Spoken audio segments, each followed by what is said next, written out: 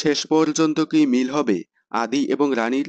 বর্তমানে তোমাদের রানীর পর্বগুলো দেখে একদল বলতেছে দুর্জয় রানীর সাথে এত খারাপ ব্যবহার করায় রানী দুর্জয়কে ছেড়ে চলে গিয়ে ভালোই করেছে। আবার আরেক দল বলতেছে আমরা কিছু চাই না, রানী দুর্জয়ের মিল চাই। এরই মাঝে আবার অনেকে বলতেছে রানী আদিত্য চৌধুরীর সাথে তার নতুন জীবন শুরু করুক। তাদের মত অনুযায়ী দুর্জয় চরিত্রটি অনেক নিচে নেমে গিয়েছে।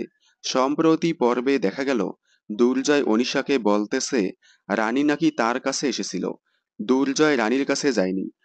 দুর্জয় অনিশার কাছে রানীর সব দোষ দিল, যা দেখে অনেকেই বলতেছে দুর্জয় নয়, আদিত্য চৌধুরীর সাথে রানীর মিল হোক। এছাড়াও দেখা গেল কাছাকাছি মুহূর্তে অনিশা দুর্জয়, আর সেটা দেখে ফেলল রানী, যা দেখে আরও ভুল বুঝল রানী দুর্জয়কে। এখন দেখা যাক শেষ পর্যন্ত রানীর সাথে কার মিল হয়, দুর্জয় নাকি আদিত্য। তবে বেশিরভাগ সম্ভাবনা দুর্জয় রানীর মিল হবে। আপনারা কার সাথে রানীর মিল দেখতে চান, দুর্জয় নাকি আদিত্য? কমেন্টে জানাবেন।